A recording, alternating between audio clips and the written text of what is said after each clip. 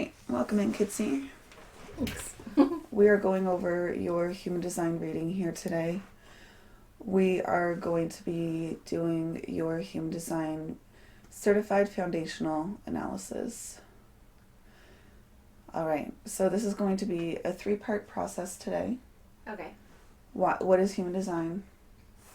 How do you say your yes and no in brain candy? So, it can be very, 1, 2, 3, and yeah, we'll synthesize everything together, and we'll have some fun on the brain candy. But we have to really build ourselves up in order to get to the brain candy. Yeah. So, what we have here in front of you is human design. Why would a person even do human design? Well, for you, you would have more satisfaction in life, less frustration. Yeah. And it would allow you to, with making correct decisions for yourself, you would allow your purpose to flow through you. So your purpose, it doesn't matter if we're talking to you or anybody in chat, your purpose is your incarnation cross. And an incarnation cross reading is a whole different 2-hour reading in itself. So if you ever want to Google your incarnation cross, your purpose in life, make sure you keep in that first part there, the right angle, and make sure you keep in these numbers because it's important to do so. Okay. So I'm not going to be going over that, but let's go back to what is human design. Saying your yes and no ultimately allows your purpose to flow through you without getting your brain involved. You don't have to think about the shoulda, woulda, couldas. What do I need to do? What do I have to do? So allowing your proper yes and no allows less frustration, more satisfaction, and allows your purpose to flow through you. So what is human design? Human design is your user manual of life. It's your energetic blueprints. And when you're born, you're given a name, Mm-hmm. and you're called that name, and you're conditioned to answer to that name. I still answer to that name. By the No, way, it's guys. not my name. By the way, guys, she has chosen a different name change. So I think that's awesome that she moved away from that conditioning. But when someone says my other name, I still snap my head around because conditioned. Yeah. Like you said. So, we're born into a biological sex, female or male. You're a girl, you like pink. You're a boy, you like blue. And I mean, that actually made me feel uncomfortable growing up because, I've always enjoyed the baggy sweaters, the dark colors. Boyfriend fit. Yeah, and, the baggy pants when they were super popular in high school. And I felt... Somebody actually called me out when I wore baby blue for the first time. Why? Yeah, they're like, that's so weird of you. But yes, it's just removing all of those conditioned patterns that we've been taught in life. You're put into school and you have to sit there and keep your busy body still and listen. This doesn't work for people with ADHD. Yeah, and when we leave our place where we're raised, we think we're free, but we're not. We have to listen to the TOS of life. We have to go get a job. And our bosses expect us to act a certain way. Our clients expect us to act a certain way. So that's all conditioning. Mm-hmm. So this user manual of life, this blueprint of who you are, Kitsy, it's bringing you back to who you are. This is you when you're born. And a question that people have is this me for the rest of my life? And yeah, it is. This is you from your first breath until your last. So there are different energetic overlays in your life where you'll feel a little bit more of a switch, but it's just an energetic overlay. It's not you. You'll feel that energetic overlay at 29, around 40, around 50. There's different energetic overlays, so. Just thinking of something. Yeah. So if someone has a near-death experience or dies, does their anything in them change? Because technically they died. And reborn. That's a good question. I'm not sure if that's anything that you thought about, but just when you were talking about that, that's what popped into my head. That isn't a question that I've ever asked or anybody's ever asked. And that's actually in the cosmology, human design part of it, and I haven't studied that. Oh, okay. There's a whole 3-month course on death. Oh, interesting. So, how to die correctly for you. Yeah, how to correctly die for you, it's true. No, it's just understanding that position through human design. Like I said, I drowned when I was 5. I thought I was under the water looking up, yelling for my mom. Apparently I was face down, blue. So I died when I was 5. Yeah. And I came back and I told my mom, it was so pretty. And she said, never say that again.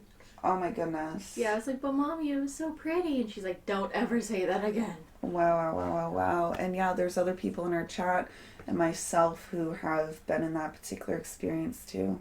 Yeah. It was 3 years old for me. And then when I was 16, I was in the hospital with kidney infection. Yeah. To the point of dying that night. Yeah. So your body was slipping away. Yeah. Oh yeah. That is a very good question, and we will talk about that in the future. Do you plan on taking the Deaths for You course? Yes. Cool. Yeah. I'm just taking a break for the next little bit until my body says go again. Go back to class. Yeah, absolutely. Yeah.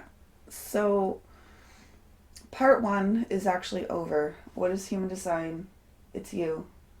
Your energetic blueprints. You before you were conditioned in life. And it allows you to truly understand how you say your yes and no. Question. So there's more not colored than there is colored. Does that have anything to affect with it? Like these sections, there's more of those that are white than those that are colored. We'll talk. The whole section. Yeah, so that will come in the brain candy part. Perfect. Look so thanks for asking that question so that you weren't sitting on it the whole time. So yes, we will be talking about this because this is what's included in a full certified foundational analysis. Awesome. Yep. And yeah, we will. That's in the brain candy section. And same with some of them that are circled and oh wait, that just shows that they're colored. Yeah. Never mind. Yeah, we'll go into that as well. Yep. I can be jumping ahead. Part 2 is understanding how you say your yes and no. We're really not going into this image at all right now. Mm-hmm. We're still sticking up with these words on the side. Okay. And we're going to be sticking up with these words probably for the next 10 to 15 minutes for you, or probably 20, 30 minutes actually. I hate that my non-self theme is frustration. But we'll talk about that actually. Not self-theme. A not self-theme, whether it's you or me or anybody else, that's your key indicator that there's a place in your life where you can up level. And frustration in your life shows you yeah, where things can change for you. So I'm going to ask you right now where are you frustrated in life? But I'm not going to get you to answer. All right. So with thinking about those, you're like, well, what do I do about it now? You know, I'm frustrated. You just said frustration is a key indicator that, you know, something can change for you. So what do you do about that? We will go into how you say your yes and no and how you gain clarity on making those changes in life so that you're less frustrated and there's more satisfaction. Yeah. I can think of one right now. Yeah. Just having someone to pay to clean my house. Yeah. Yeah. So you're frustrated at, what needs to change within your household? Constant needing to clean. Because I'm always at work. And when I'm not at work, I'm at home cleaning. Yeah. Yeah. So it's like, where's your time for pleasure? Yeah, absolutely. Yeah. So this part here is understanding how you say your yes and no. Regarding human design, this is the most important part of human design. Everything else doesn't matter. It really doesn't. All of these numbers, all of these lines, these little geometrical shapes, they don't matter. Mm-hmm. The most important part of human design is understanding your yes and no, because it just makes everything in this chart be true. Because this chart is you. 99.999% of the population is deconditioned, including myself. So, there's always room for deconditioning, or, a better place of less frustration. How do you say your yes or no? Firstly, I want to say that you're a manifesting generator. Yep, definitely knew that one. And at this particular point, what I want to say is that I just want to mention it. We're going to go into what that title means a little bit in the brain candy section. Manifesting generator is just as comparison to me being a Capricorn born in December. Mm-hmm. I don't know what it means. I just know, just because someone's told me before, like the internet, that Capricorn exists for my birthday. That's the only thing I know about it. I don't know anything about it because I'm not a trained astrologer. True. So, regarding manifesting generator, this is what you are in the human design system. When people ask you what you are going to say, I'm going to point at it, you are a 4-6 emotional manifesting generator. That is who you are in the human design system.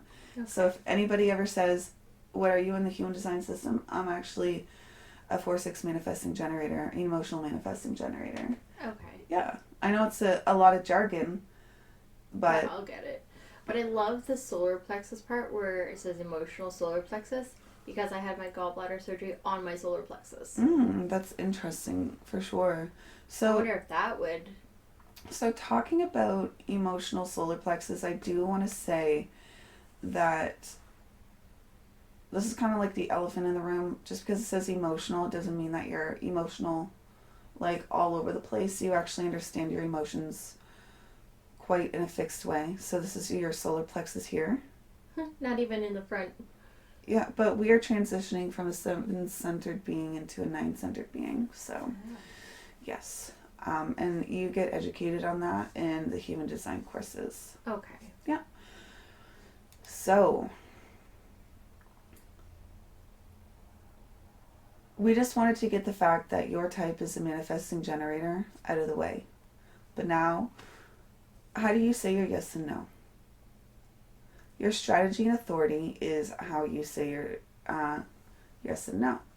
This is your response mechanism. This is your choice mechanism. This is whatever you want to say, your yes and no. But in human design, we call your choice mechanism your strategy and authority. So are you following your strategy and authority? That is how we say it, right? Mm-hmm. Are you following your choice mechanism? So for this, it is actually 2 parts because, Okay. It's 2 words, Mm-hmm. your strategy and your authority. So that's why it's going to take about 20 minutes to 30 minutes to explain it. I want to go through each section in a very clear way for you. So let's talk about the word response. Wait to respond.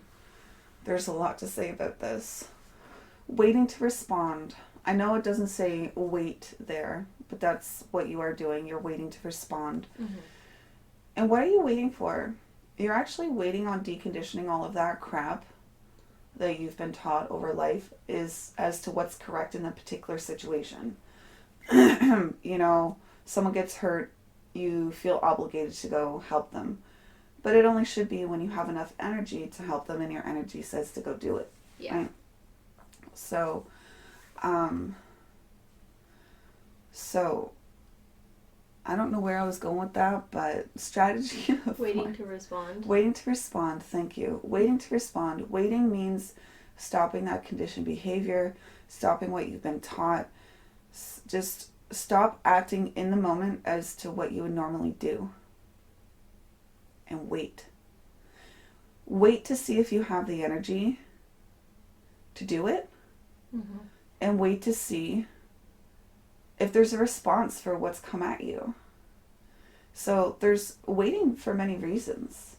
You're waiting to stop the conditioning. You're waiting to See if you have the energy and waiting to see what comes at you. That's a lot of different things you're waiting for. So you're waiting to respond, waiting for life to come at you. As a manifesting generator, your generator type aura, it's like an energetic vortex pulling people, places, and life towards you.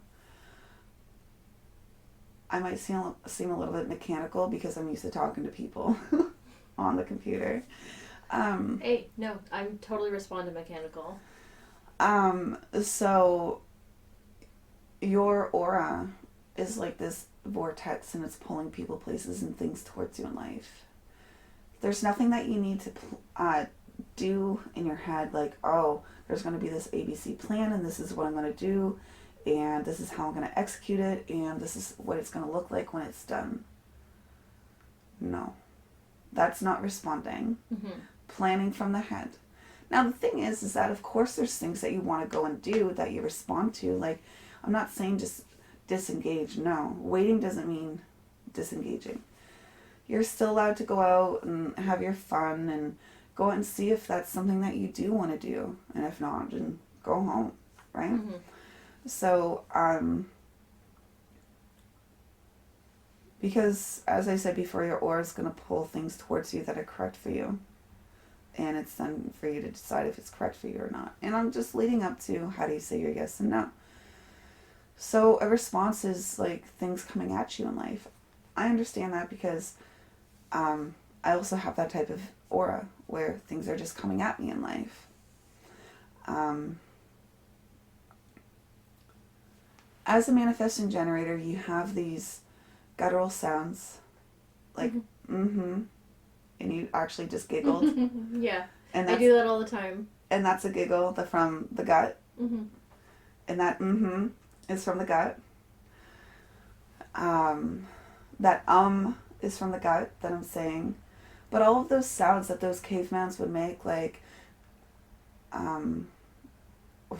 Grunts. Yeah. And chest noises. Oh. Not really opening your mouth to speak. No Yeah, words are really being... Exactly. Oh. But we kind of know, or Yeah. I know that's a yes, no sort of thing. Yeah, and a lot of us are deconditioned away from that in life because my mom was like, don't say even yeah or nah. That's incorrect. You need to say your yes and no. So a lot of people are deconditioned away from their guttural sounds. And like, even those guttural sounds that a baby makes, like, ooh, ah, or like, eh. Cooing and stuff. Yeah, they're really guttural. And you can tell when a baby doesn't like something. But like, maybe those guttural sounds aren't sounds to you sometimes. Maybe your body folds in on itself and it's like, do I really got to do that again?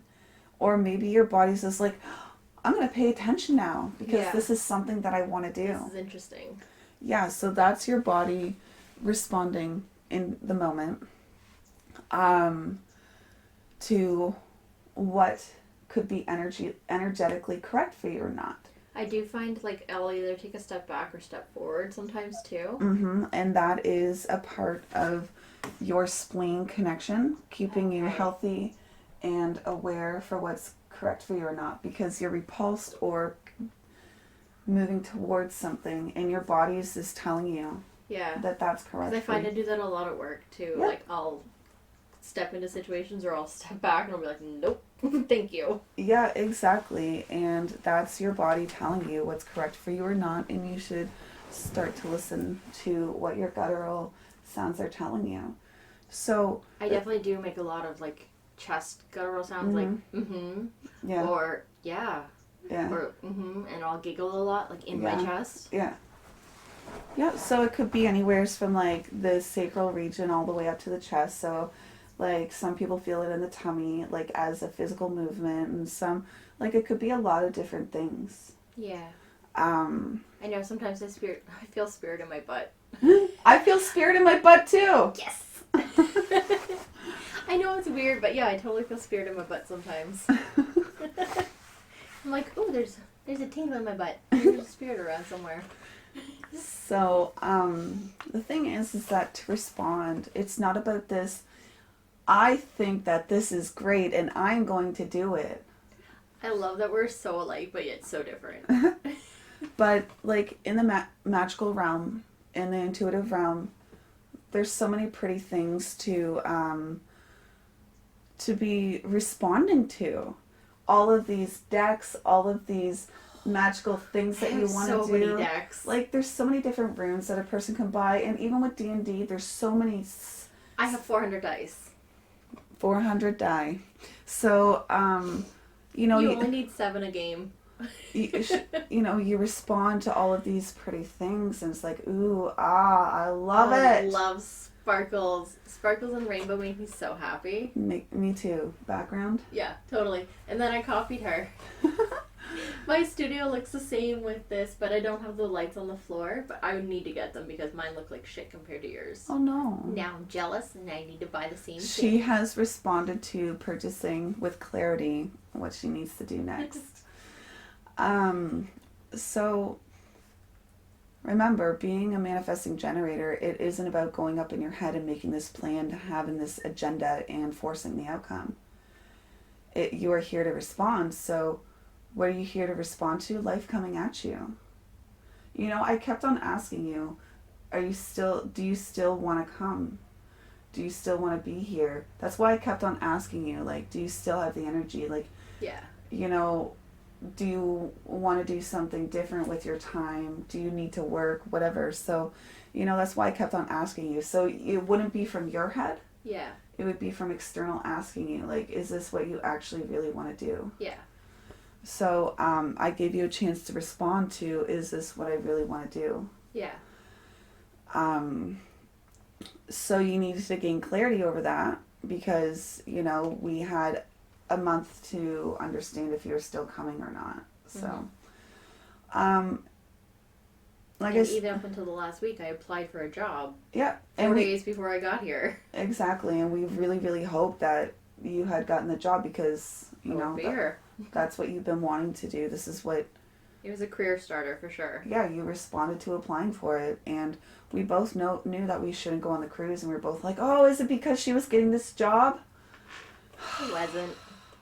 So like that thing that I just did is also a guttural response, right? Mm-hmm. So to respond, now that you have all of these little frilly things that you want to buy in life or the directions that you might want to go, for example, Kitsy wants to do energy healing. She's responded to doing that, but she doesn't necessarily know which one out of the list of 20 that she actually wants to focus on first. So, as a friend to her, I could ask her, do you have the energy to partake in this year, and go through the list with her after we've done this so that she can see if she has the energy or not, or we could actually finish this reading so that she can understand how to make her own choices. So the to respond thing, you saw me throughout the years and you even bought me a book to put down all of my ideas that I've responded to. I had lists upon lists upon lists, and if I had energy, I went down the list and I was like, ooh, I can do this now. And sometimes the things on the list went to the garbage pile.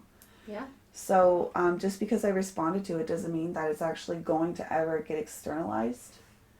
It was just because I thought, at that moment, I thought that's what people wanted from me. Mm-hmm. And it actually ended up being not. So, like, that's kind of my little trick for me is that whatever I respond to, I write down. And then throughout time... Just kind of review them. Yeah, and some of them, they're just like, ew, why did I even put that on the list? Yeah. So it allows you to just allow the thing to escape out of your head so you don't got to think about it.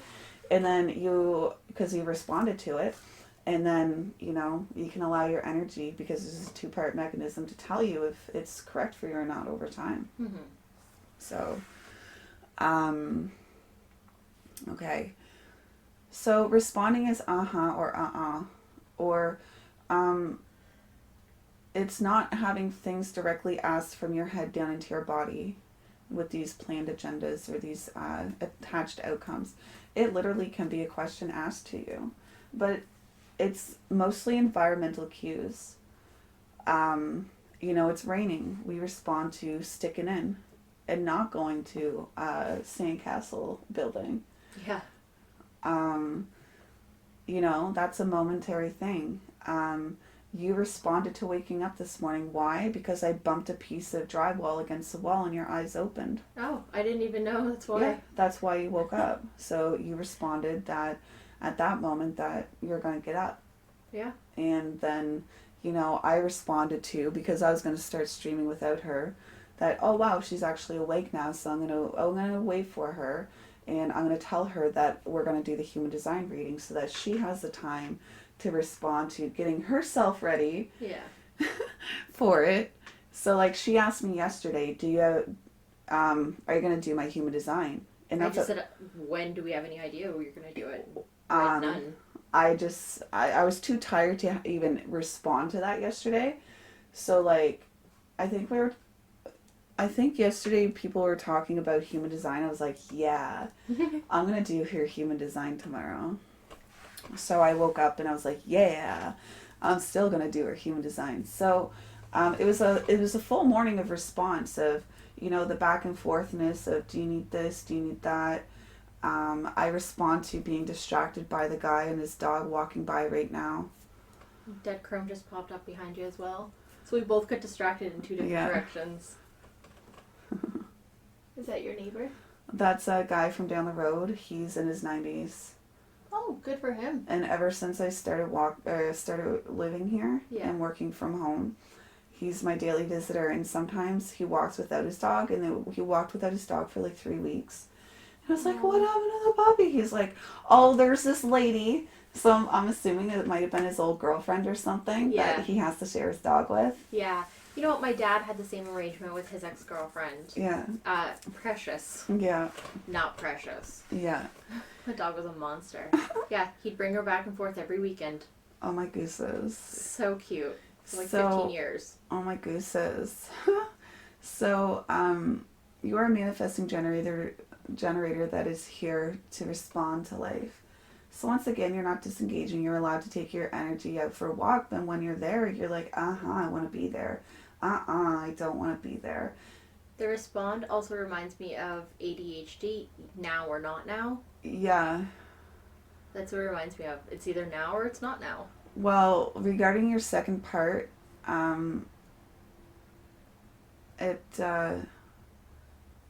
is he coming into like Snoop? He never comes backwards. No. The dog just pooed over there. That actually brings us to our second part of how you make your decision. So, I believe our whole day is response. My tummy rumbles, I respond to eating. The cat's poop, I respond to cleaning the cat litter because hoo-wee. That's a response, hoo-wee, right? Yeah. I responded to locking all of the doors and windows before I left for vacation, and I responded to opening them as soon as I got home. You know, it's just, it's environmental. It's when you asked me, can we get the side-by-side? And I'm like, So, absolutely. Yeah. So, it was a 45-second walk, and we only had 3 bags each. But it was way too hot, and our body just needed... Our bodies would have collapsed if we had to drag that stuff across the ground. I know. The Weather Network said 42, but I'm saying it was 44. Yeah, it was way hotter than 42. So, it's just like, it really is moment to moment. But for you, as your inner authority, your emotional solar plexus... You actually have no truth in the now. What? There is no truth in the now for you. What does that mean? That's a part of your inner authority. That's why I've told you before to be patient, if I've ever told you to be patient. You've told me to be patient a lot. Yeah, or to like slow down. So, part 1 of your decision making. Okay, I guess I understand it. So, there's no answer in the now because I have to wait for the future for the answer. Yeah. So, yes, there's a 2-part mechanism. You respond in the now, and in your authority, you need to get clarity over time. So there's no truth in the now because you need to get clarity over time. Now here's an example. Let's just say somebody offered you something and you're super excited, and you commit to it when you're super excited. That's not a good time to make a decision. That's usually what happens. Or when you're super frustrated or angry and you quit something. Yeah. That's not a good time to make a decision because it's not clarity, it's emotional. And that actually was something that happened the other day when I got the scissor lift stuck in the ground. I had a coworker helping me. I was like, okay, we're going to try now. He's like, no, not yet. Dig a bit more. Okay, we're going to try now. No, not yet. Okay, dig a bit more. We're going to try now. No, not yet. Yeah. So he made me wait and wait and wait for not yet. Yeah, that patience really does pay off for you. It really does. Trying to be instantaneous in the now. I mean, you do have some truth towards your awareness in the now of what's correct for you now, but for the decisions that you're going to be making, and committing to, you do need to get those clarities. You're committing to in a modality. Mm-hmm. You need to gain that clarity. So what does clarity mean? You're never ever going to be 100% clear. So that's why you probably feel like you need to get clarity externally.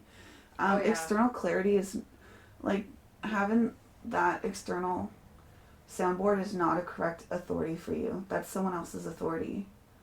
So your authority is to gain clarity within yourself. Okay. So talking it out at that point, it's somebody else's authority to do that. Maybe it's your mom's authority that she's talked it out over her life and you've gained that from her.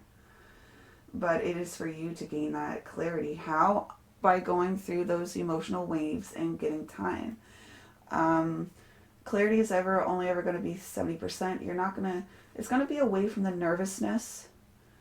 Are you super excited to do something? Are you angry and you're going to quit something? Just, if there's emotion attached, that's just not a good time to make a decision.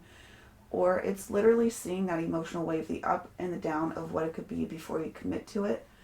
Or another way that I've been explained it, you want to do 20 modalities. Which one is the most clear to you that you want to do? Yeah. You must have an idea by now, because there's been about 2 months where you've asked me that question. Yeah. I do have a list of stuff that I was looking at. Yeah, so what is most clear to you now? What do you want to do? I don't know. I feel like I need to go back to basics. So I'm going to ask you that question, energy to energy. Do you have energy to do this modality? And you'll just see what your body responds to. And if there's an I don't know, that's a no for now. Yeah. So don't commit to an I don't know. That's not clear. Yeah. So or those are clear answers for you, and is no, not now. Maybe in 5 minutes it could be correct for you, because we're in life, we're not always going to be talking about books. Mm-hmm. So I was asked this weekend, do you want to go on the dinghies and go float in the water? And my answer was, I don't know. Yeah. So there must have been something that my energy was what is it possibly going to be off in the future? So I went to my head and I was like, oh, right, it's going to be 44 degrees today. Yeah. And then I was like, hey, brother, can you ask me again more towards the timing of when you're going? And he didn't even ask us, which is great because it was 44 degrees. Yeah. And I wouldn't have gone anyways. I don't think the girls went either. I think they did. They were just in the cabin when I went there. I know, but my brother ran and got dinghies and stuff. Oh. Because I know he had a whole bunch of them there. And that was pretty much the end of the conversation. And when I went in the house to grab my ice cream, the girls were just sitting on the couch. I know, but later my brother went and ran for dinghies and stuff. Oh, okay. I think they ended up, yeah. Going. Yeah, I think they ended up going, the crazies. So, which door is most clear to you? That's truly it. Yeah. I don't have this emotional solar plexus. It's not defined for me, so I don't know how it is to be an emotional solar plexus. You're going to give me lots of lessons of what clarity means, right? What does clarity mean to you? How are you going to gain your clarity? Um, Clarity is how you make your decisions after you've responded. Mm-hmm. So if it is, you've already had your clarity, right? Or not, sorry, in the moment, right now, you do have your clarity. But the thing is that even as a person who has an emotional solar plexus, I don't expect you to ingest this all immediately. And you were actually the reason why I started recording these. Because you're like, I don't remember anything. And I was like, right, you're supposed to ingest over time. Yeah. So the fact that you had your pad out and you were going to take notes, it was kind of correct for you to do that. I mean, you know it's correct for you to do that, but I told you not to. Because you do need to gain your clarity over time. You made notes of what was important, and you'll remember over time what the main points were. And I can go back and think on them and process what you've said. Yeah, so, you taking those notes was a way for you to be in the moment and to gain clarity later. Mm-hmm. Really, so you were being you. You were properly you. Unfortunately, I changed you. You're like, no! Sorry, guys, I changed her. Conditioning. That conditioning. But we did work out, pointing at things and... Yes. Yeah. Absolutely. So you were here to respond to life and gain clarity of what you've responded to. You know that you have a list of names that you've responded to, and you're gaining clarity of which ones you're going to be using as your next D&D character. Yeah, I have a big list I've shown you. Yeah, that's correct for you. Yeah. I want to do 20 modalities. I want to study them. And you're gaining clarity of which ones you want to do. That's correct for you. Focus and down on my list. Yeah, except now you're getting that laser focus, which will only ever be 70% clear. And if you're 70% clear, that's darn clear. So I didn't know that part of it, the only being 70% clear. Yeah. Because I feel like all the time I'm only about 70% clear. And that's really good clarity. So because I constantly ask people their opinions on stuff, but what they think. And I just believe that maybe you've been conditioned based on somebody else's authority. We would have to look at your mom's, really. I think that could be, because I think your mom's a projector and your aunt's a projector. Well, they're twins. Yeah, so I think that maybe you learned that tactic from your mom. Possibly. So just depending on what your mom is, I think you learned that authority from your mom. Mm-hmm. Yeah. So, but it's actually for you you've actually responded over time, and now you're just going to gain clarity. Maybe it has been through conversation that you've gained clarity, but... I do that a lot. I try and converse with people and tell them, this is what I'm thinking. What do you think of this? Right. But it's not from their opinion for you to make a decision from. Mm-hmm. Because your energy already knows what's correct for you. Yeah. So if that is a part of your decision-making process, nice. But just be careful that you're not committing to their aura, because you're going to be in somebody else's aura when you're talking to them. True. So make sure that if you're making a decision, it's out of someone's aura. Always make a decision out of someone else's aura. Mm-hmm. You need to be you when you're making a decision. So that's why I said it was going to take a long time to describe this, because this part is the most important part of all of human design, making decisions that are correct for you. Yeah, absolutely. So I'm going to nix this part for a second. Why would you make correct decisions for you? Because when you're saying your and gaining clarity over time, you're going to allow your purpose to flow through you. So when you say and you gain that clarity and you do it, even if you're scared, it's going to allow your purpose to flow through you.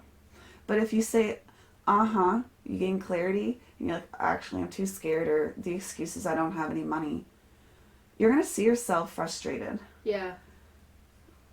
And your frustration is just showing you that you've taken a step sideways from where you could be in alignment. Okay. Yeah. Because I've definitely had that happen before. Yeah. So it's scary to make correct choices for yourself every single time.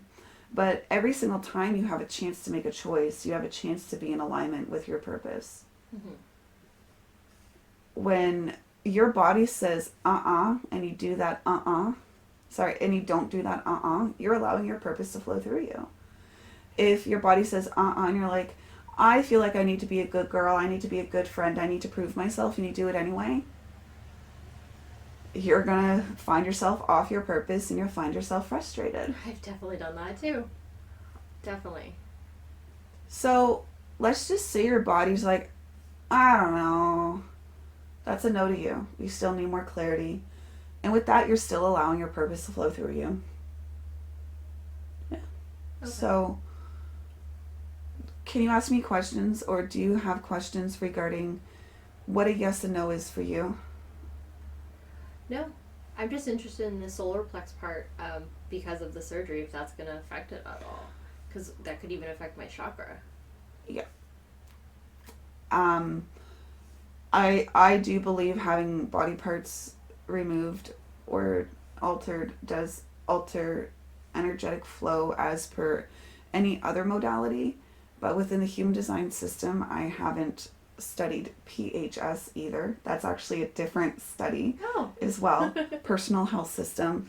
Oh yes, I remember you speaking about that before. Where if we go into the heart, this is the one that I really know off by the top of my head, is that one is the gallbladder, one is the stomach, one is the thymus, and one is the heart, stomach, thymus, and gallbladder.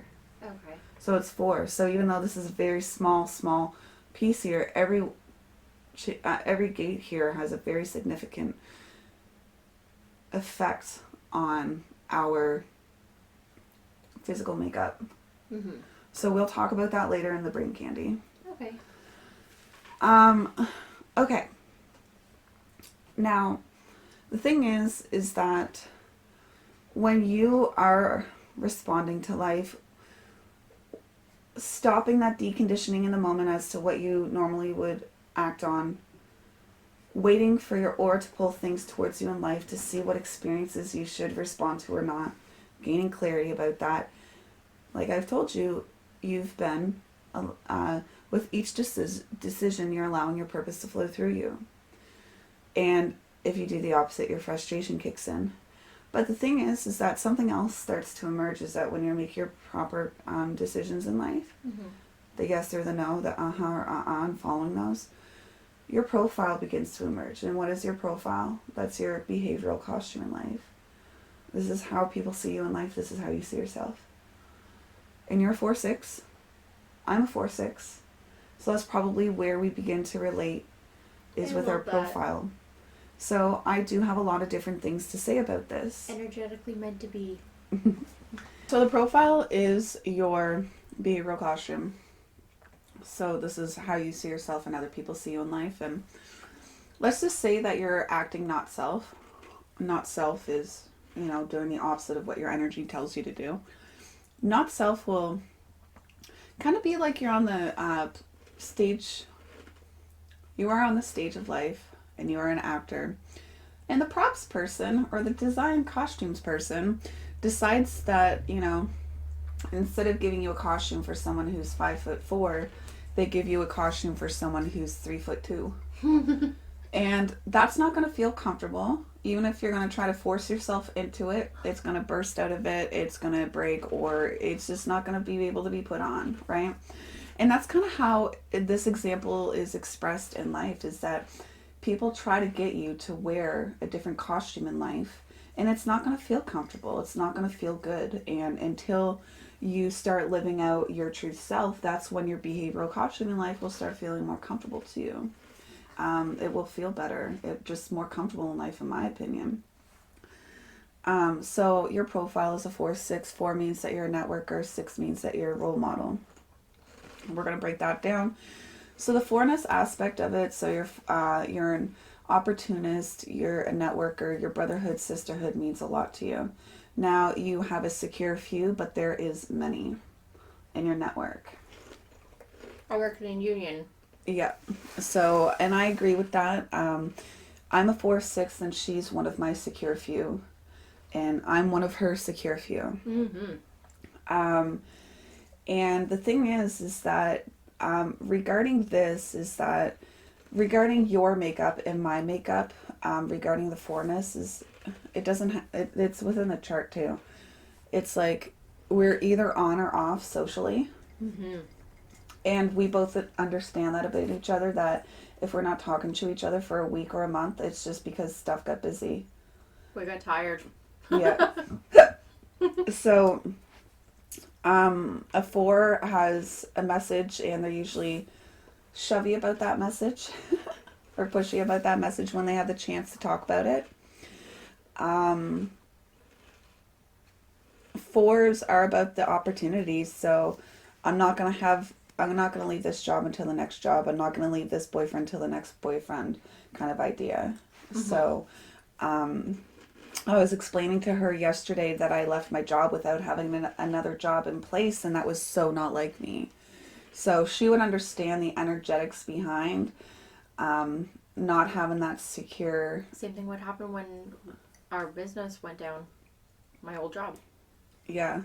I didn't have a job after they let everybody go. Yeah, and it was a freak out. It took from May until October. Yeah.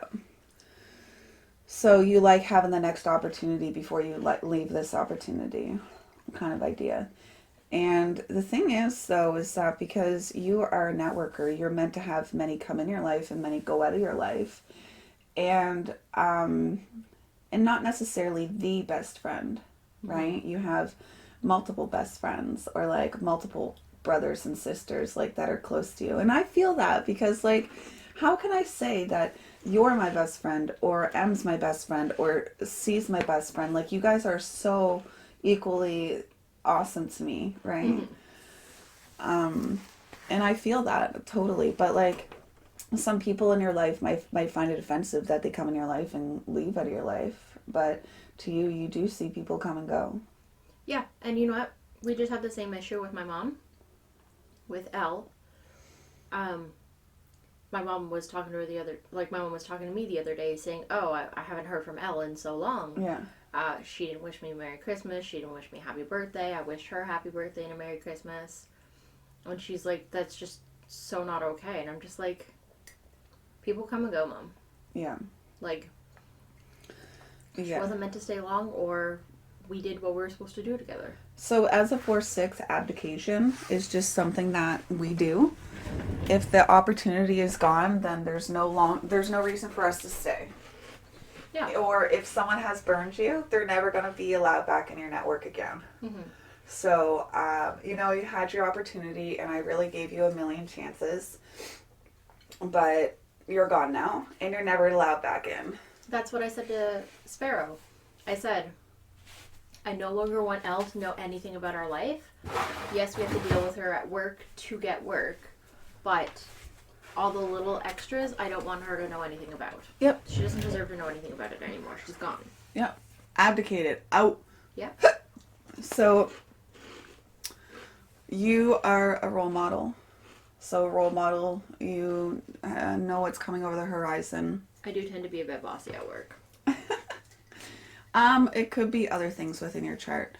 But you are a role model, not because you're a boss, but because you've been recognized as that role model. So you're going to have a 3-part life, which you and I both experience. I'm clumsy. You're clumsy. Yes. That just don't go away. You guys call me out on my messiness. That's a part of my profile. She is called Jubilee for a reason. She bumps into life. So, she just breaks electronics along the way. Yeah, me too. I wonder if that's a 6 thing. So actually, talking about 4/6ers, 4s are people who catch everything and deliver it to everybody else. How many times have I gotten stuff and given it to you and be like, this book isn't for me, it's for you? No, I mean, well, that could be that too. But I mean, colds. Oh. That too. But I have purchased a lot of books, and I'm just like, this book isn't for me, it's meant for somebody else. So role model, you're the role model not when you're young, but people see you as wise and beyond your years when you're young. They called you, like, you're just so smart, and you're like, what? Yeah. How do I, what? So, do you recognize that? Like, Uh-huh. people called you wise beyond your years as a youngin'? But no one ever listened to me. Yep. And you said that was part of my chart last night too. Yeah, because once you turn 30, you're kind of like over this stumbling phase in your life, and you're now in a cocoon. And you're being protected. You're here to enjoy life and experience life and really become who you are meant to be. Because at the age of 50, that's when people are going to actually start to listen to you. Fucking hell. Yeah. 50 years before people started listening to me? That's frustration, man. Right? I understand that. So here I am trying to get a message out, and people are like, oh, you're still a kid, though. So, so right now you're kind of like in this little protective cocoon up on the mountain, or like just seeing things move by and just allowing yourself to experience life. And when you're 50, you're gonna like, they say, come down off the roof just to like re-engage with life again and like out of that protective cocoon. And so you and I are in this protective cocoon right now, apparently. Okay. Yeah, so that we can heal from the wounds of the past. I like that. Yeah, and you are literally doing energy healing and stuff, so that's really cool. I've been doing tapping on my mom for the Yeah. fear of flying. Yeah. So, the fourth sickness, so it's tiring being a role model. It's tiring being in your network all the time. Mm-hmm. So you need to make sure that you have clarity on what you respond to regarding your network and what you are to be a role model of. Now, just because you know your network is important to you, not you're a role model, don't force that. You know, you always understood that your brotherhood, sisterhood was important to you. Yeah. But don't go and try to create connections to networks just because your head now knows that that's important for your purpose, right? Mm-hmm. Just let those natural networks and connections come in and out of your life as you respond to them. Well, I have always said that I had social anxiety. Yeah. So, I feel like at this point we are now finished talking about all of the stuff over on the right hand side, which moves us into our brain candy part of things. So I'm just going to run over what we did say on the side here. So you are a manifesting generator. That means that you have this vortex like energy pulling people, places, things in life towards you. So there's no reason for you to have this planned agenda, this, expected outcome, because your energy, your response in life, when you gain clarity, it's going to tell you what's correct for you. When you say, you follow that, after clarity, you're going to allow your purpose to flow through you. But if you do the opposite, you're going to have your not self theme of frustration pop up. And also, when you're acting your true self, your behavioral costume in life is just, your behavioral costume in life is going to show itself. Now, I know there is one set of words that we have missed there, but we will go into it, so, in the brain candy. But now we are going into part 3. Girls, guys, and gemstones. If you're going to be getting a certified foundational analysis, it is $250, and this is the $250 analysis. In front of you, you'll see there's just a bunch of different stuff going on. You'll see that on the right there's black numbers and the word personality on the top. This is actually a list of characteristics that describe who you are when you're born, the moment you're born. Okay. And you are aware of them, so they are conscious to you. And because you're conscious to them, you might want to try to force them in life. So, yeah. And over here on the left-hand side, they're red numbers. These were actually captured 88 to 89 days before you were born. Okay, I remember you talking about that before. And they're on the design side, but they are unconscious to you. So they are you, and they're equally as important as the black ones. No, none is better than the other. Oh, my program is starting to mess up now. So, the red side and the black side, conscious, unconscious, It just is. And when we take these two lists of numbers from both sides and we look at the numbers on the inside, they actually correspond to one another on the inside of the chart. So if we look at this 9 here, this 9 exists here, but it looks like a little candy cane. Mm-hmm. So there's a 9 here and a 9 here. So it's on both sides. This black 3 here is over here. This red 37 is over here. That's how they make their numbers into the chart. And when they happen to make a full, like two of these numbers happen to line up together. Yeah. Like so these are that gates one. and this is a channel. Okay. And these channels are life force energy that you put out into the world. And when these channels come together, that's what actually makes the centers defined. Oh, okay. Yeah, so it's not the centers defined making the channels defined. It's actually the gates coming together in a channel that makes the centers defined at each end. Okay. Yeah. And same with the two down at the bottom? Yep. Down here, the 27 was defined and the 50 is defined. Therefore, it makes a channel, a life force energy. And those two centers on either way are defined because of it. Yeah. Cool. Good eye. So, what does that even mean for you? Well, all of this here creates definition in your chart. What is definition? Definition is all the colored in geometrical shapes here. The shapes are called centers. They're not chakras. So these geometrical shapes that are colored in are defined, or definition.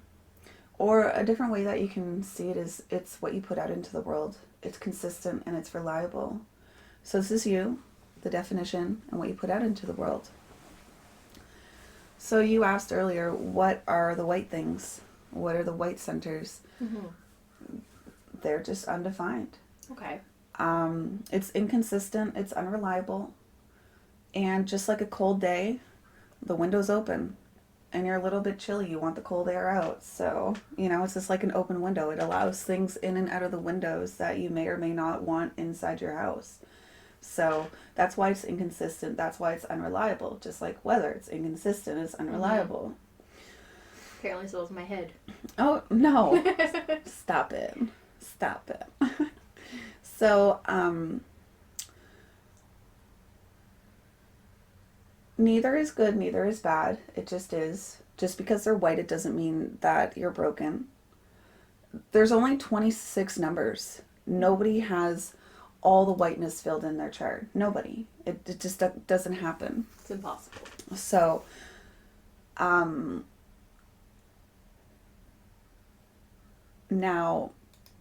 I'm getting a little bit ahead of myself, so I was going to say something different. So these centers here, defined, reliable, consistent, undefined, unreliable, inconsistent, they all do make up who you are. It's just that this part of you is inconsistent, so that's why you don't make decisions based on those parts of you. Mm-hmm. And the inconsistency in the energy here is actually your logical brain thinking there's a problem with that. Okay. And there's absolutely no problem with that. Because they're like, your brain's like, why would I even want to be my definition? That's so boring. So let's try to be all of these things and try to make it consistent so I can prove to people that I am a consistent person. Yeah. So we are going to stay what is reliable within you, which is your definition.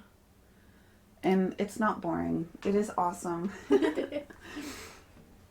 So, we're going to run over each center first. And then we're going to run over the channels. Okay. And then we're going to run over what is your shining light out into the world. My amazing sparkling personality. There you go. So we're going to run over what is consistent within you. And what's interesting is that this is all your body thinks is what's consistent in you, here to here. Your body doesn't recognize this aspect of you. So Weird. you're unaware that this is a consistent aspect of you.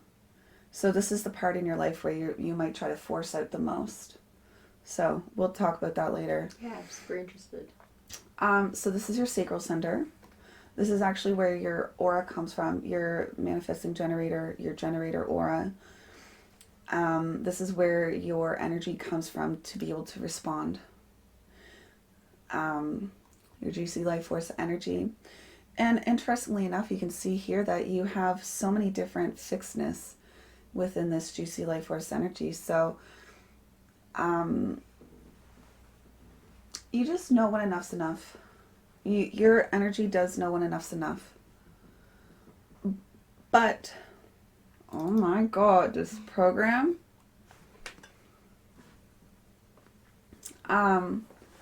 You do have the or the gate 29.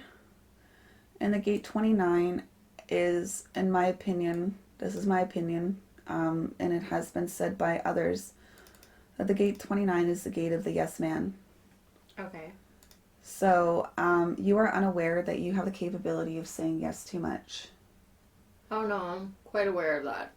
Yeah. Quite aware that I say yes way too much. So that's here in your body graph, that you have the capability of saying too much and giving away both kidneys. Yeah. So be wary that you could be a yes man.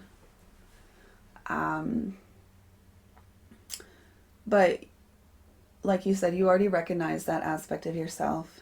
That time which where you just cheered you. And interestingly enough, we have this here, and this is all about focus and concentration and slowing down. So no wonder it's so small. No, stop it. You actually have a lot of fixedness around your concentration, your slowed downness. You're a painter. Yeah. You're an artist. I can easily paint for hours and just time disappears. Yeah, not everybody can sit down and do your job at your work. Not everybody has the focus to be able to do that. True. Because I'm just saying, not everybody can sit there for 12 hours and watch a particular thing happen. I know you say you have ADHD, but your focus is actually quite great. And a lot of people wish they had your focus. And I'm sure people have said, I wish I could sit down and do those things that you can do. A lot of people have said that about paintings. Yeah. I just have no idea how you can do that. Like for so long or yeah.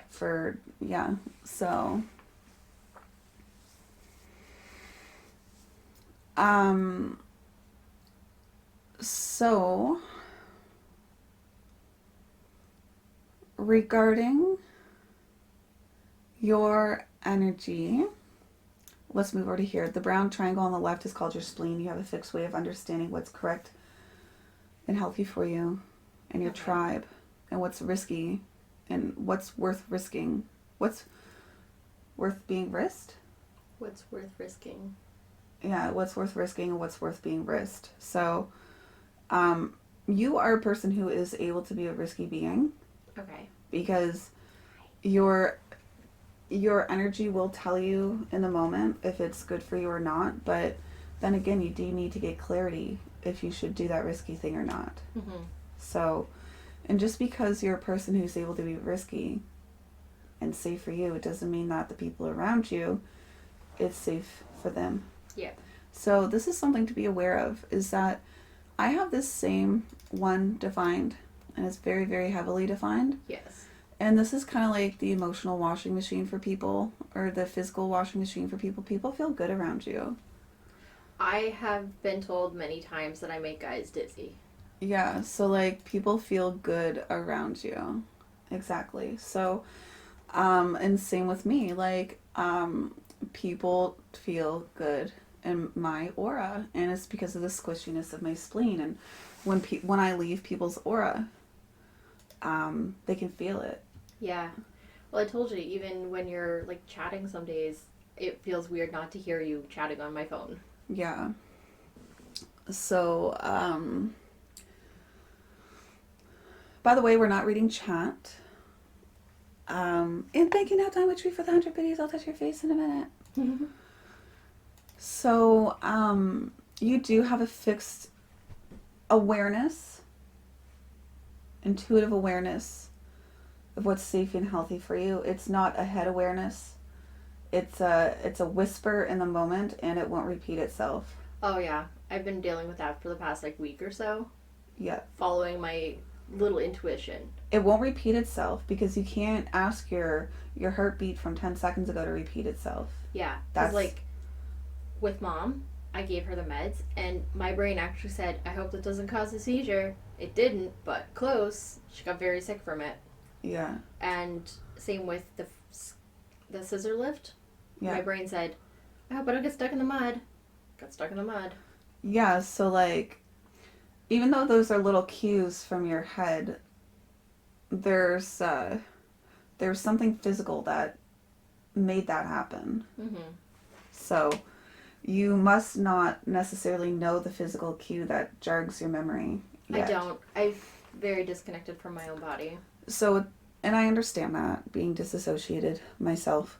So, you do have this physical awareness, and people just feel cushy inside your aura. Now, up here, this is your solar plexus. This is actually a motor and an awareness center. It's two things. It's transmuting from one thing to another, and that's why it has the capability of having an emotional experience. You are fixed in your solar plexus in many different ways, but the thing is that each one of these little lines, whether it's tribal, individual, or collective, and I'm not going into that because that can just be something that's on a different day or you can research yourself, but each different line has its own ratcheting emotional experience. One's like an orgasm where it just goes up and up and up and you explode and then there's nothing left after that. Mm-hmm. And then there's one where it just builds over time and then it's like multiple things coming at you and then it's a long, long time period and then you just freak out over a straw being broken. So, and then there's still the anger there. So, like, there's just, like, different ways to experience emotions in here. Mm-hmm. So, and it's because it's both a motor and an awareness center. We're coming into awareness of this. You just have a fixed way of understanding what is able to get clear for you. You have a fixed way of expressing your emotions. There's nothing else to be said here. So here, this is a throat center. It's about metamorphosis, transformation, and manifesting as well. But firstly, I know your type says manifesting generator, Mm-hmm. but your aura is that of a generator. Okay, what does that mean? You're not a manifester. Oh. No, and that's well, it. What's the difference between a manifestor and a generator? Because it sounds like they're both kind of making shit happen. Well, everybody has the capability of making shit happen. A manifester breaks through stuff. Okay. They push through things. Yeah, no, I just make stuff happen. Where generators respond to life, they wait for things to come to them, like the manifestors. You're a manifesting generator. You get things done quickly, efficiently, and if you decide to go too quick, you're going to find yourself having to come back and repeat the steps. Generators don't do that. Manifestors don't do that. Yeah. And you might be frustrated sometimes when you have to come back and repeat the steps. Absolutely. With more fine combing. Yep. And that usually happens when I'm cleaning with my mom. So, you want to be quick about it. You want to be zip, zip, zip. Mm-hmm. Yeah. So,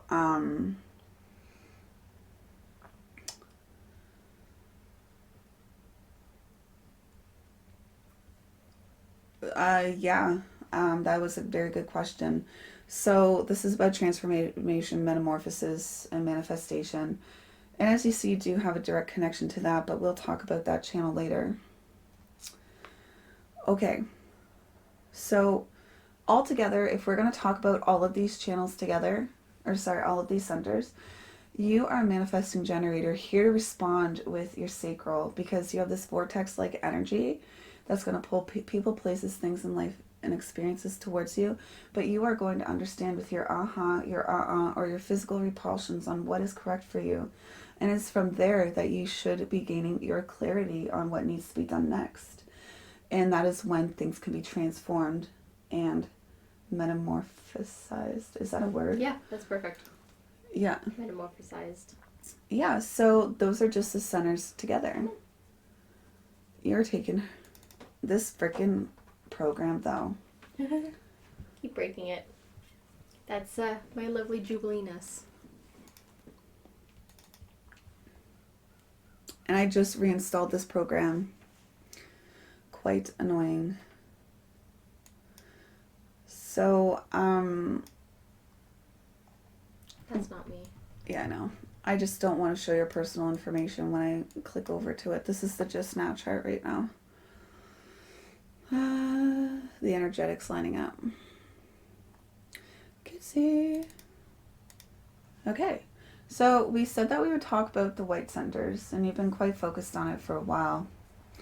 And I know you said solar plexus, and you've been focusing on it, but this is your emotional solar plexus. You have quite the fixed way of understanding your emotions, but the gallbladder actually comes from here. So. Which number's the gallbladder on there? We would have to Google that because, once again, I haven't studied PHS, and you just know where it's at. We could talk about it afterwards. Yeah, it's just one of these four.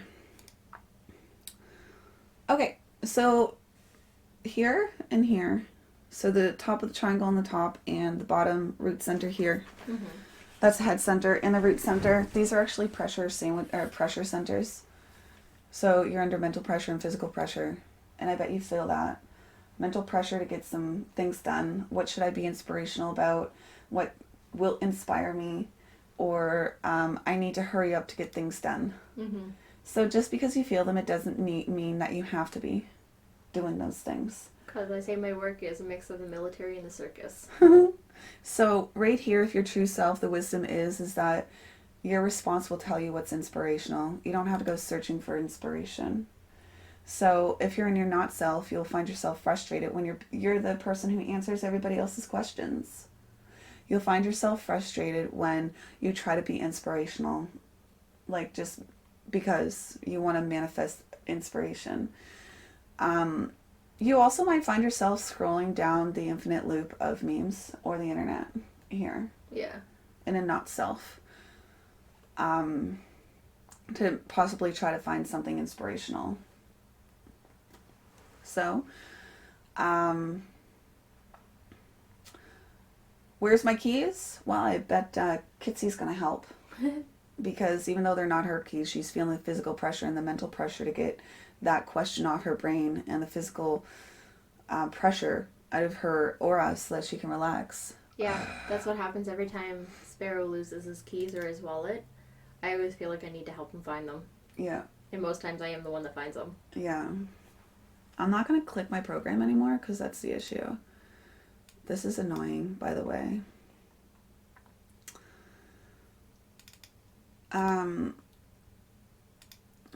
So, this is about physical pressure down here.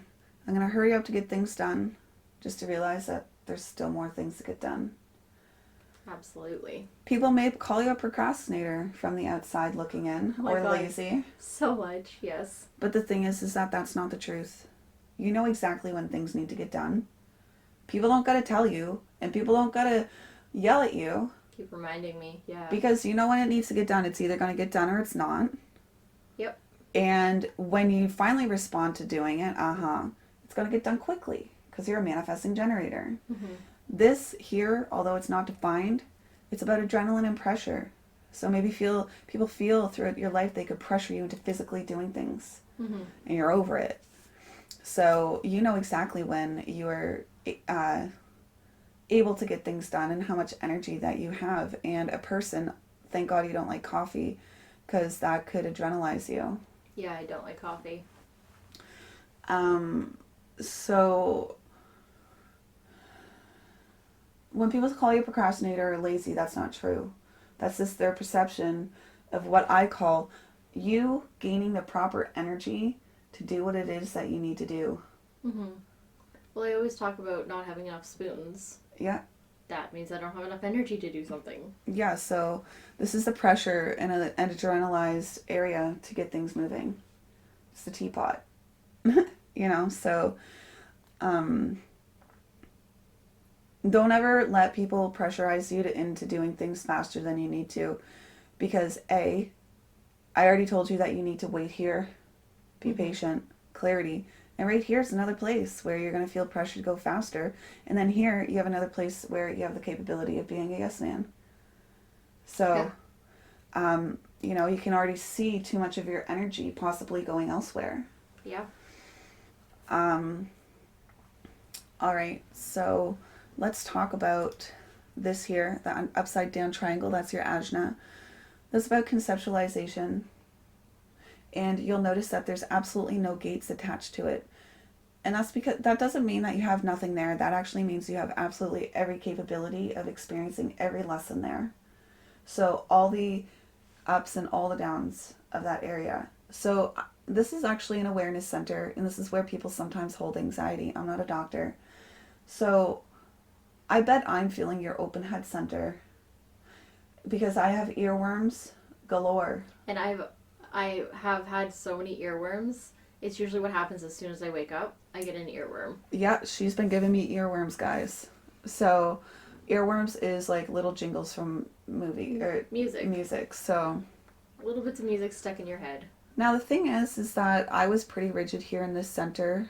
I wouldn't speak unless I knew I was correct. I just talk.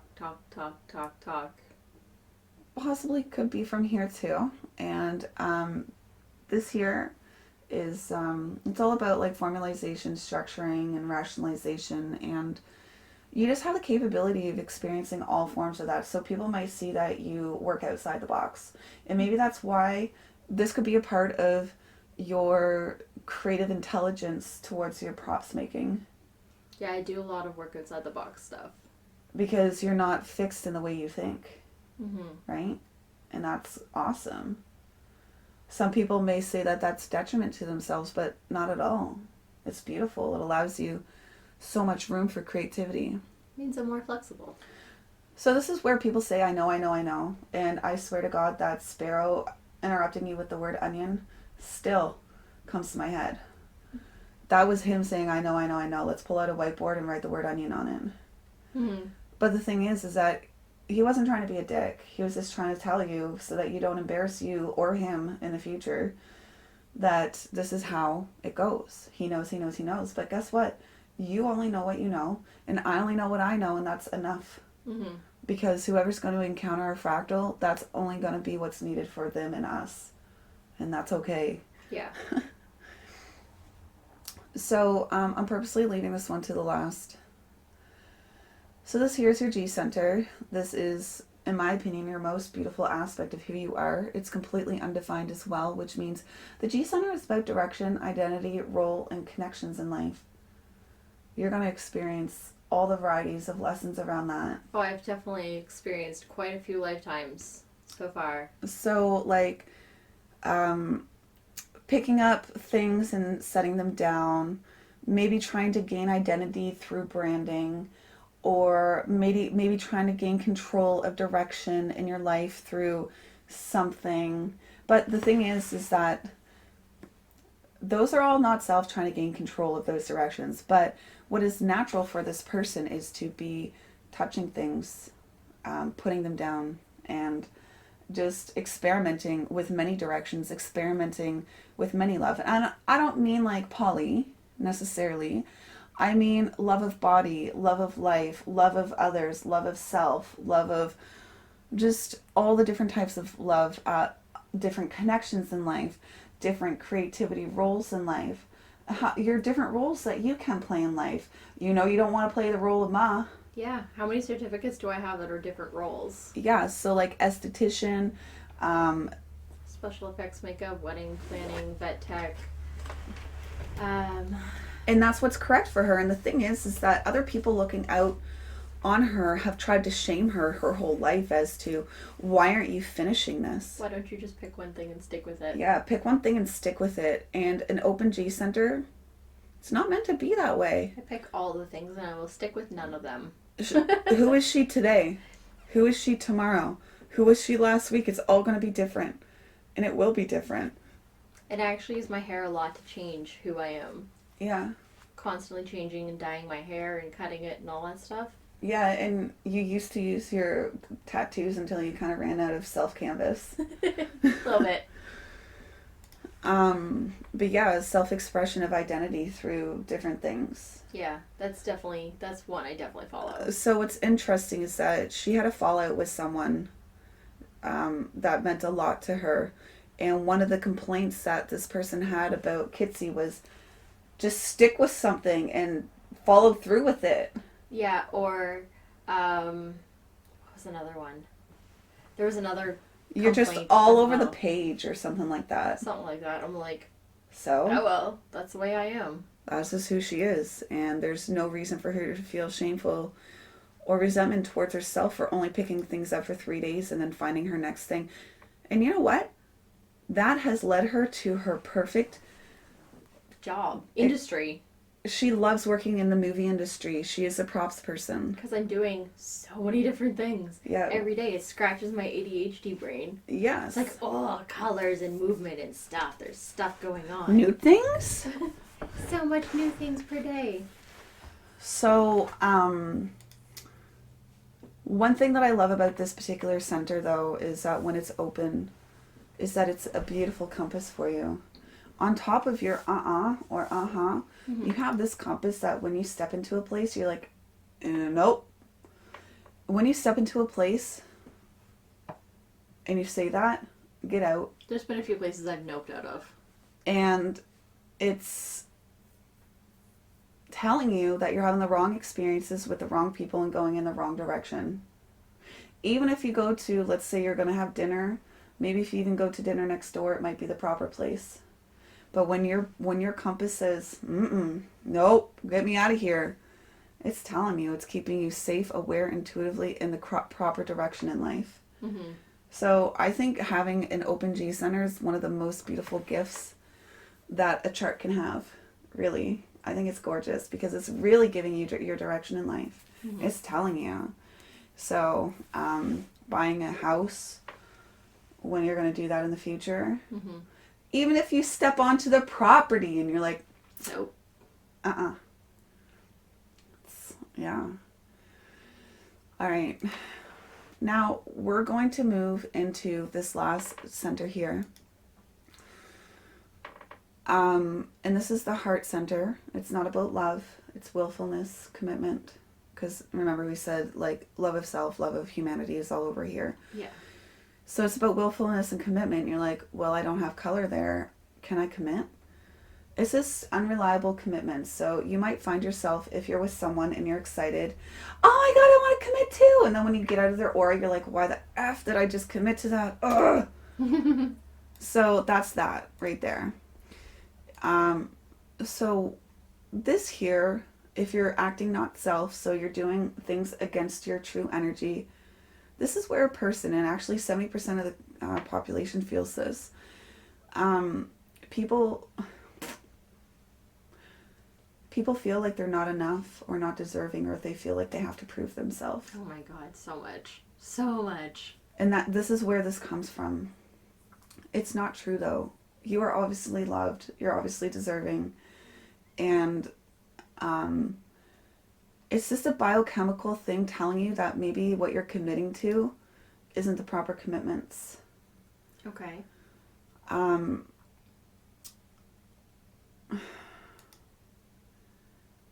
You are enough. There's nothing that you have to prove to anybody, even yourself. So this is where a person might find themselves with a step counter saying if they're losing weight, they might be like, oh, well, I'm going to do 5,000 this day. I'm going to do 6,000 tomorrow. I'm going to do 7,000 tomorrow. And then, this is trying to prove something to yourself. Not even just to others, even yourself. But you have nothing to prove to yourself.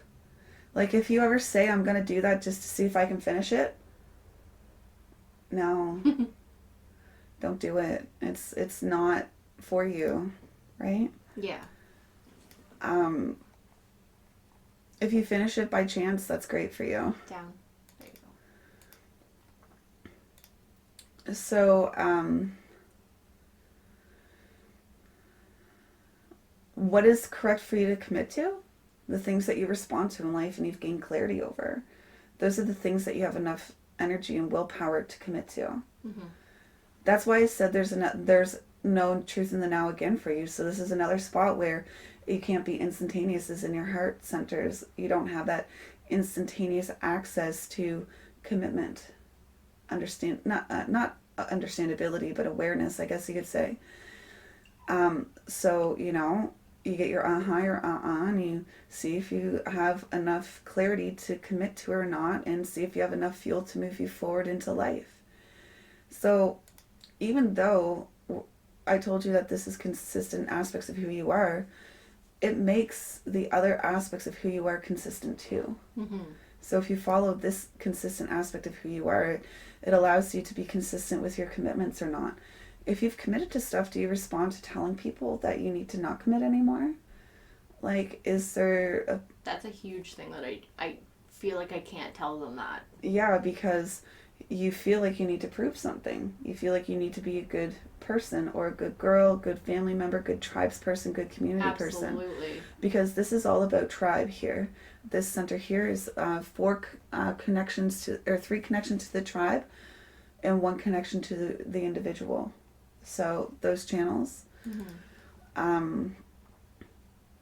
Yeah, so maybe who wants this extra shift? You might be the person who raises their hand and takes it anyways, even though you weren't the one asked.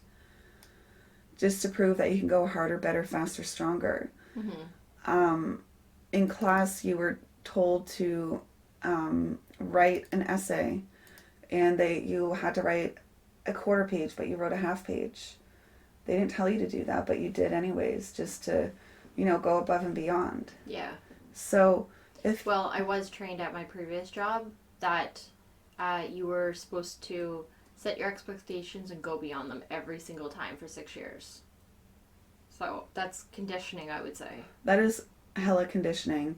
And 70% of the world would feel your mental pressure and your physical pressure to prove that you can go in that direction. Yeah.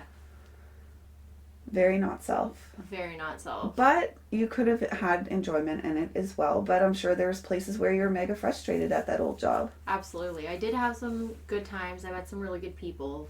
But there was a lot of frustration, and not from me, but tears by other coworkers on the floor, which should never happen in a billion-dollar business office. You should not be crying on the floor because of frustration. Yeah. So if we're going to see our not self, you're going to find yourself trying to prove that you know where you're going in life, prove you know what direction you're taking, prove you know who you are. If you're in your not self, you're going to hurry up to slow down. If you're in your not self, you're going to prove that you are inspirational, or you're going to try to prove that you do have the answers, or you're going to prove that you are a person who can conceptualize things, or you can get things done. So this is not self. So your true self is a person who waits for life to come at them. You're here to understand what is correct and healthy for you in the moment and gain clarity as you metamorphosize your world around you. You're not here to be those other things. You will I've definitely been living a lot of not myself life. But that's what this is here to show you, is that, I got mega slaps in the face and I still get mega slaps in the face. So your frustration is a key indicator. And I bet a lot of the frustration comes from proving yourself. Mm-hmm. Yeah. This absolutely. is the most hard-hitting one out there. I need to prove my worth. Prove I'm worth it. Yeah. And you have nothing to prove. You have nothing to prove. People will recognize how valuable you are. So let's go into these channels here inside, because we've done the centers. We've kind of built ourselves up a little. And we're going to go and thank you. For finally working. So I'm not going to click it. So this is actually in the defense channel. This is tribal. So you're a person who defends your tribe. Oh, yeah. Oh, yeah. With caring and values. You are a person who... This is the channel of preservation. the design of custodianship. You literally, that's what you did for people Yeah. in your previous job. Oh, absolutely. You literally got them things for their life, your tribe, to make their life better. Yeah. Did that for 6 years. But, like, I believe that you preserve life in many different ways, and your caring and values go really deep into your tribe. I'm a part of your tribe. I'm a part of that network, Absolutely. and you care deeply and you value those deeply that are within your tribe. And your tribe is your coworkers. Yeah. It's your siblings. It's your church, Wiccan church, by the way, which she doesn't go to anymore. It's your tribe. Mm-hmm. It's your groups. So those people you hold very, very dear to your heart, and this is what you are here to respond to in life. You are here to preserve. You are here to be. You're here to be of custodianship. You are here to care and Be of service to others, somewhat. I always felt like I was there to just be one second. service. What's the proper word? Support others. Yeah. To support others. And that's literally one of the words in my current job title. Yeah, you are, as a props person, you will always be support. Even location support personnel. Exactly. So, like, she resonates with her job. So, you might be unaware of just how caring you really are, or how much nourishment you require. Yeah, that one is definitely lacking. So that's something that's unaware to you, but you are a person who definitely recognizes your values within your tribe. You do recognize that you're caring, but you kind of put yourself last. Yeah, a little bit. So not only the nourishment does it need to go to the tribe, but it needs to go to you first, because only the tribe will benefit inspirationally from you once you nourish yourself first. And that also reminds me of when I was growing up. My grandmother was very traditional, Newfoundland traditional. So the men always ate first, and the women ate after. Oof. Yeah. Oof. So the guys got the cauldron first. Yep. Yeah, so that is literally doing... Even at home at my mom's house, I serve my husband. Yeah. When he's there, I constantly serve him food, drinks, whatever he wants. Yeah, when we're out in public, I serve my man. But at home, I'm like, no, get your own shit. You are a grown-ass adult. At mom's house, it's a different story. I have to listen to her. I listen to the traditional rules. I follow those. But Yeah. at home, no bueno. Us Maritimers are very chauvinistic. The men do the hard work, the women do the work inside the house. Yep. The women raise the family and cook the dinners, and the men build the houses and bring home the money. It's true. It's still a thing here in Atlantic Canada. Absolutely. And our parents raised us that way, to be the bitch of the house. Men first, yeah, absolutely. I was raised like that. I lived with 3 women. Yep. Yep. Conditioning, yay! Gotta love those 1950 standards. Yeah. So, right here, this other channel here, this is the channel of openness, a design of social being. So, the thing is that you're either in the mood to be a social being or not. And people are probably going to call you out on it when you're not a social being.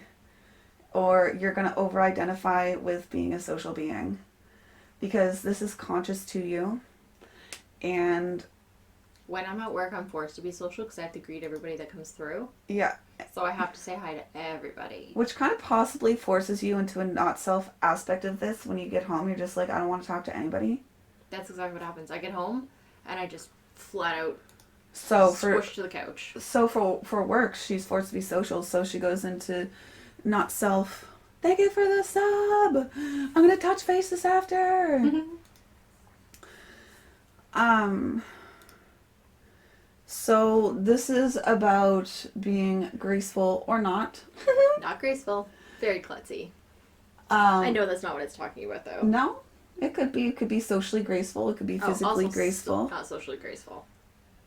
And this is actually also where it's like you have the capability of having a standstill and like being cautious about things. I've always been considered shy. Yeah, so that could be where the socialness comes from, or your social being is like through this channel here. The channel of being open or not. You're just not in the mood for it or not. Yeah. Leave me alone when I don't want to be social. Really though, leave me alone. What's interesting is that some days I would just wake up at home and I would tell my siblings, "Don't fuck with me." And that morning they wouldn't. And I would respect them so much because they respected that space that I needed. Yeah. And they know that from past history, when I said that, if they fucked with me, ooh, it wasn't good. Yeah. So I kind of gave them a forewarning. Yeah. Which I'll is bite. nice. Yeah, I will bite. So now let's talk about this now. You are a person who is here to gain clarity about what you're for, what you're in the mood for or not, what you're open for or not, what you're here to be graceful for or not as you move towards the future, as you respond to what is good for yourself, which will ultimately be great for the tribe because you're a caring person who does know what's intuitively aware in the now and correct for you. But you do need to gain clarity over what is correct for you in the now. So one other thing that we haven't talked about yet is this split definition. Yeah. Split definition means that we have to lift our mouse up or our pen up to be able to make these two lines attached together. So not attached together, they're not attached. So right here is like the quickest way we could get to attaching these two lines together, probably. Okay. Where else could we attach them? There's no other quicker way on this because we required this gate and this gate to get here, this gate and this gate to attach it here, this gate and we just require more than one gate to attach it. So your energy is trying its best to connect all of that split energy together. That's another reason why you need to be patient because your energy over here is speaking to this energy over here. And it takes time. Yeah, so your body thinks it's a manifester, but you're actually a manifesting generator. See, this black part here is your body thinks it's a manifester, but you're actually a manifesting generator. So you really do need to be patient, slow down, commitment, fuel and adrenaline, and your split energy needs to connect to one another to see if you do have the energy to respond to that stuff. Now, the more deeper that we go, you realize that, it's important for you specifically to be patient. Mm-hmm. It's many different parts of your chart. So this here's 59, and this is from the channel of mating. But the channel of mating, this is dispersion and sexuality here. That's probably, I bet the people in your life, I wonder if the people in your life that say that make you dizzy or make them dizzy, I wonder if they have the 59. Maybe. Because it is a gate of sexuality and it is a gate of, what did I just say? Mating. Dispersion. So, maybe that's what they're feeling is hooking up that energy. But it's not even necessarily about sex too. It's about the start of something new. So the fact that you're a person who wants to go in many directions naturally, this is a place where I would be weary of you wanting to start something new over and over. Because it's one of the most heated parts in your chart. Starting new projects is super exciting for me. I love it. But it's the juiciness of it. Yeah. It's look at all the stuff I get to play with and look at all these things I get to learn, but I never ever finish my projects. And it's actually interesting because this whole channel down here is the channel of starting experience and finishing experience. But this is really about that juicy sex, let's get something born. Not just something for the sake of having an experience, but this is let's birth something. Let's get something new. Well, the guy that I made dizzy last is a music producer. Yeah. Yeah, that makes sense. And the guy before that I made dizzy is an energy worker. Yeah. So, this, you might find yourself attracted to people that have this in life. You might find a lot of people around you that have this. I don't. We've already done a relationship analysis to us in the past, but We could do a new one. I would just rewatch my professional one. Thank you. But it might have changed. So, what is your shining light out into the world? Contribution. I can see that a lot. Absolutely. Your network is where you gain your contribution. Or you get your contribution. Yeah, because even at work, I'm the person with sunscreen, I'm the person with the umbrella, I'm the person with a battery pack and a cord if you need it, I'm the person with band-aids, I'm the person with everything. The basic worth realizing contributing individual efforts to group goals. Yeah, people always come to me when they need stuff. Holding together. When family members die, I'm always the rock that gets all the shit done. So it's interesting that you recognize this about yourself. That is your shining light into the world, but it's also done with clinging fire with a lot of feels. Clinging fire? Yeah. Freedom recognized as an illusion and limitations accepted as a fate. So pretty much like, you know how when people sit down and cross their legs and manifest, I want $1 million house, I want $1 million house. Yeah. No. You manifest the feelings that you want in that experience of $1 million house, and that's what externalizes itself. Yeah. So that's the emotions behind the clinging fire. It's not the $1 million house, it's the emotions behind it. I was literally just saying that the other day, and I would say, you don't ask for money, you ask for abundance. And it was to the person that I made dizzy. Yeah, so like, she wants the experience of what abundance feels like through love, through connections, through what does money feel like. And guess what? We're allowed to have money, guys. Don't let anybody ever make you feel otherwise. Because fuck them. That's literally conditioned mindset. We are allowed to have money. There's enough money for the world to be abundant. Why can't we? Why does it only have to be the 4% that own most of the world's money? I don't even think it's 4%, I think it's less than that. Yeah. It's like 2% or something, it's bullshit.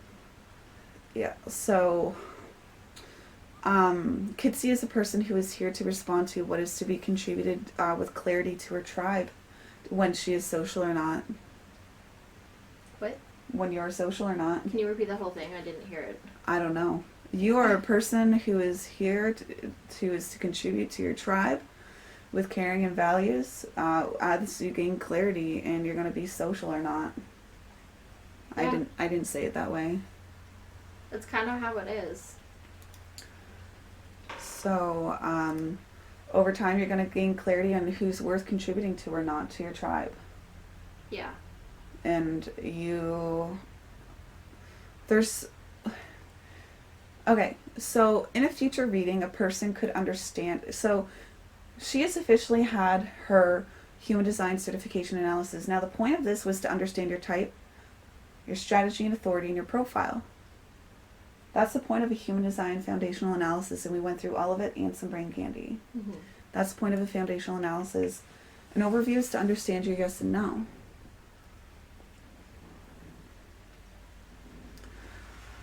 So this is actually the first in-person analysis that I've ever done. So I want to say thank you for that opportunity. If anybody wants to have an in-person analysis over Discord, just like Kitsy, it is a $250 US dollar experience. If you want to learn how to say your yes and no, or your what is correct for you and your energy, please do ask for that. Now,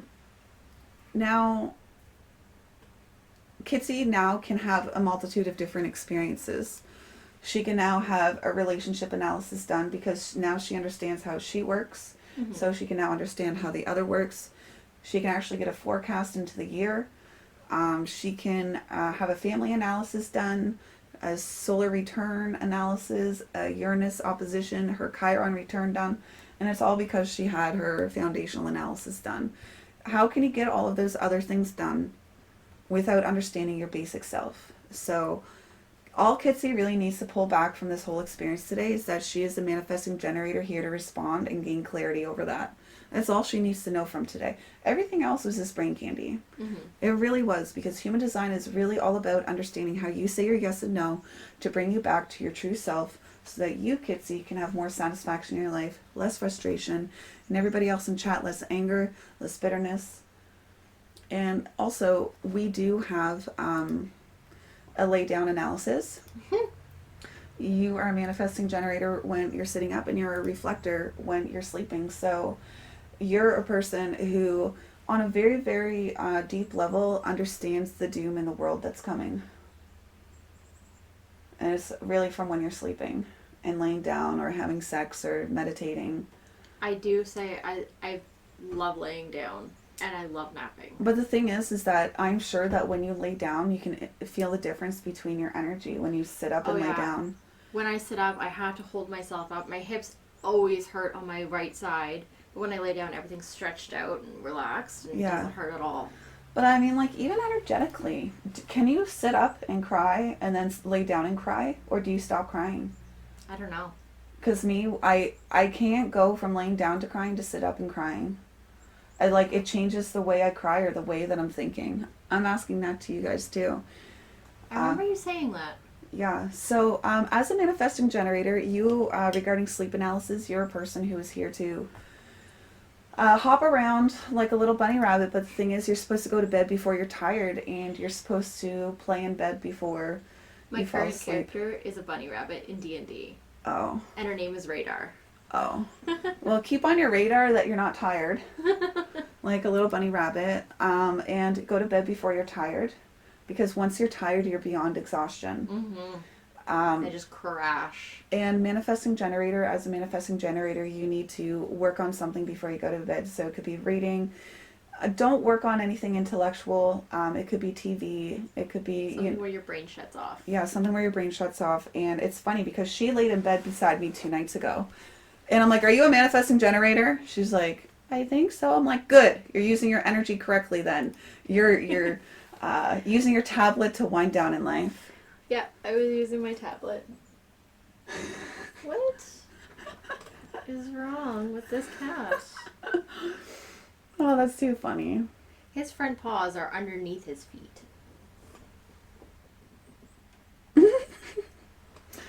So, there is actually a lot of things that a person can still know about their human design. There is a personal health system.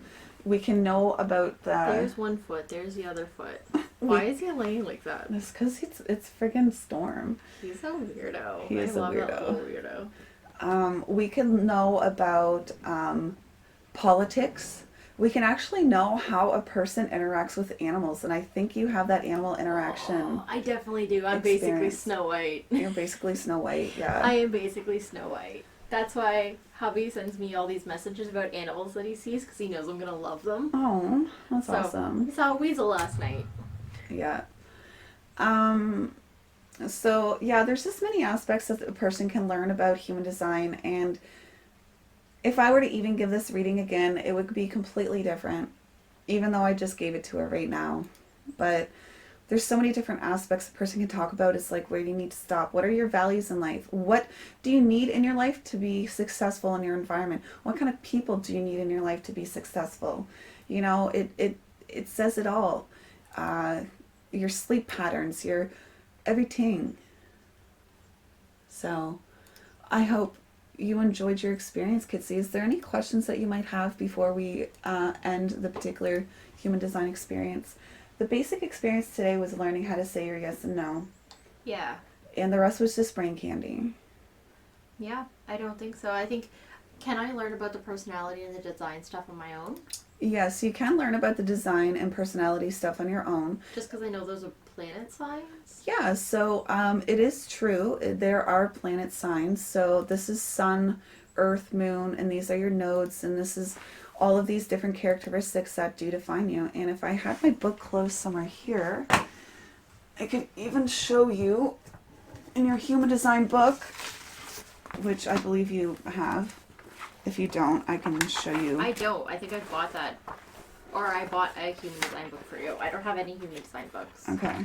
So, I'm not exactly studied on what the characteristics traits are of the moon, but they're around here somewhere. Or not the moon, I know what the moon is. It's grounding. It's within some of these, like, there we go. So these are like the characteristics of the moon, or of all of the different things. So this is your personality. It's what you're like shining spot out into the world. It's what you express. Your moon is, or Earth is what grounds you in life, what balances in you in life. Your moon is what your driving force is in life. Your Mercury is your communications. This is where you're going, and this is where you're coming from, where you're going. And this is like literally all of the different things that exist, but you're going to have to find that online. Yeah. And for everybody who is watching, this is what we're talking about here.